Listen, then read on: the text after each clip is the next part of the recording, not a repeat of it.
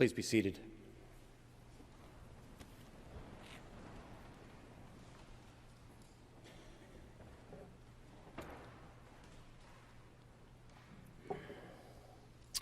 Listen, in the dark peace of the grave, a man called Lazarus rested. He was still weak as one who recovers from a long illness. For living, he had believed his life a sad one. He lay dreaming to the croon of silence, feeling the past as the flow of his blood in his own veins re-enter the heart of God and be renewed by faith into the future. He thought, people call this death. For he had been dead only a little while, and he still remembered. Then, of a sudden, a strange laughter trembled from his heart, as though his life, so long repressed in him by fear, had found at last its voice and a song for singing. People call this death, it sang. People call life death and fear it. They hide from it in horror. They spend their lives in hiding. Their fear becomes their living. And here the song of Lazarus' life grew pitiful. People must learn to live, it mourned. Before their fear invented death, they knew. But now they have forgotten. They must be taught to laugh again. And Lazarus answered, yes. Thus sang life to Lazarus while he lay dead. People must learn to live by laughter. And so Lazarus laughed. This is how Lazarus tells his own story to the Emperor Caligula in Eugene O'Neill's virtually unproducible play called Lazarus Laughed. It is unproducible. It's only been done a handful of times. It requires an enormous cast playing over 100 roles with masks and multiple Greek choruses. It's kind of crazy, but it does make an interesting read.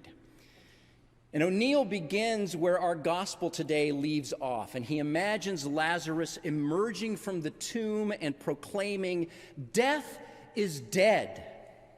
There is only life.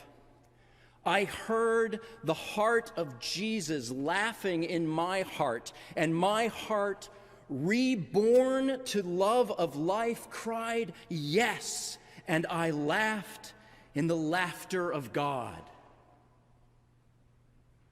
The tragedy, Lazarus says, is that people forget. We always seem to forget this.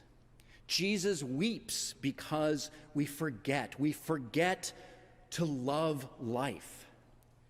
We forget to live life.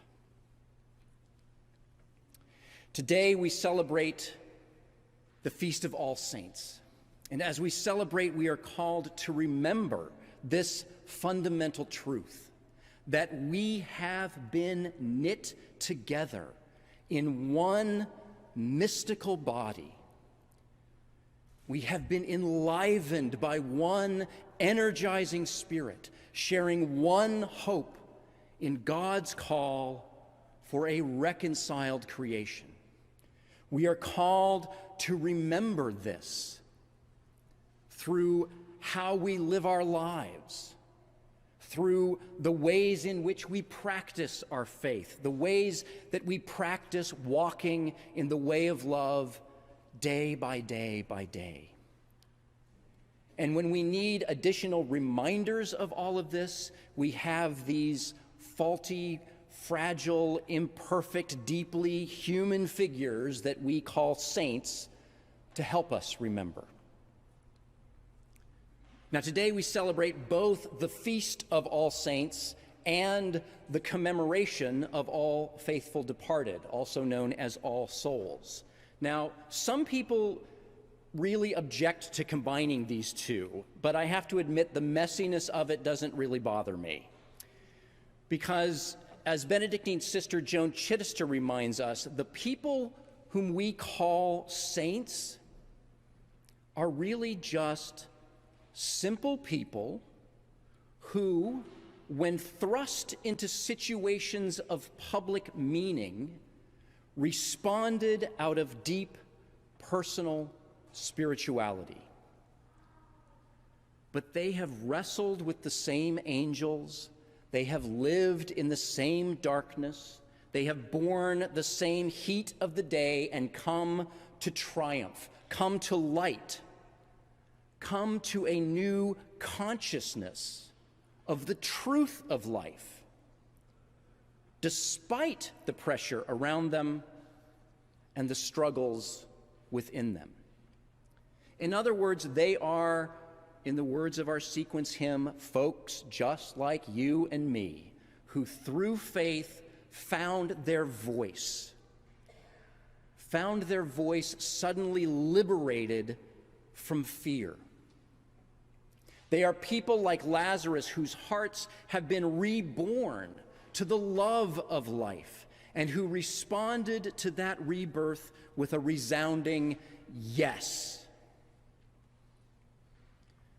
Now, some of the saints we remember today have been frozen in stained glass, those seemingly untouchable, unreachable paragons of faith. But most of them are ordinary people.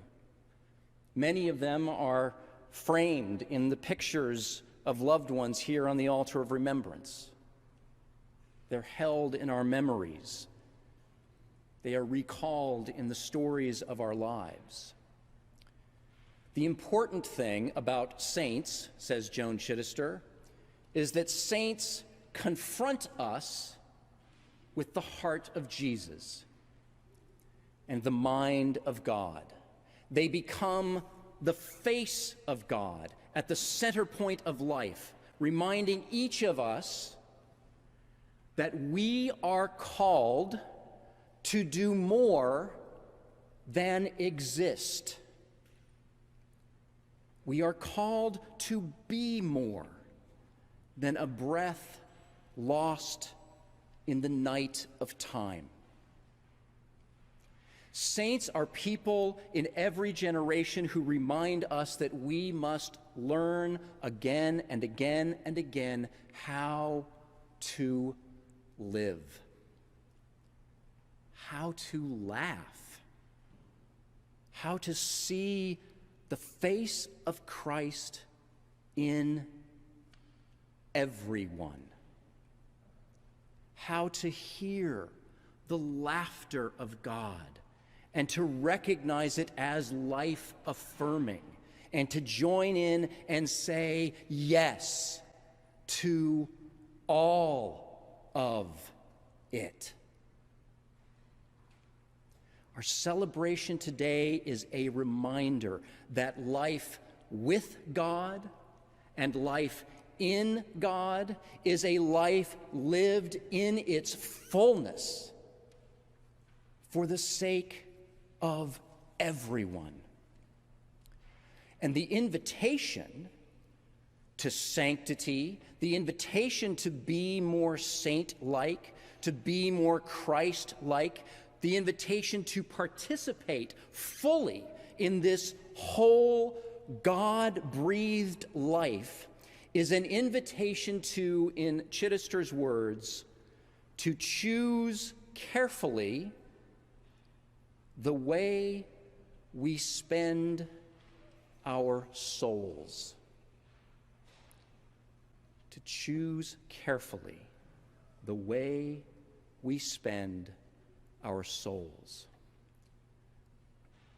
How are we spending our souls? Our time, our talent, our treasure, those are all indicators of the state of our soul and how we are spending it.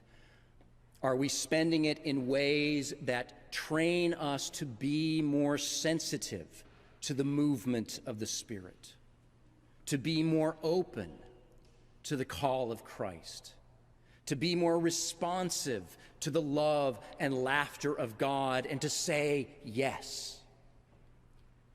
Are we spending our souls so that when the time comes, like Lazarus, we will remember?